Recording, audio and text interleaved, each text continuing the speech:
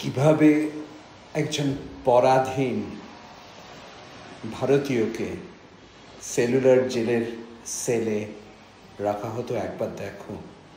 হুড়কোটার দিকে তাকাও। এই হুড়কো ভাঙার ক্ষমতা কি তার ছিল? এই সমুদ্র ঘেরা কালা পানি।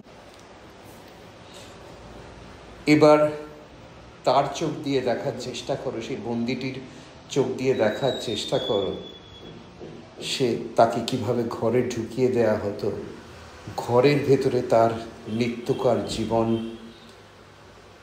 যার আর কোনোদিন তার পরিবারের সঙ্গে দেখা হবে না।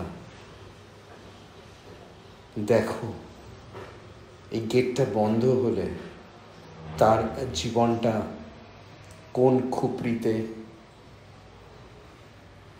বদ্ধ হয়ে থাকতো। ওই বাইরে থেকে আসা আলোটার দিকে হয়তো নিষ্পলক তাকিয়ে থেকে কাটিয়ে দিত দিন।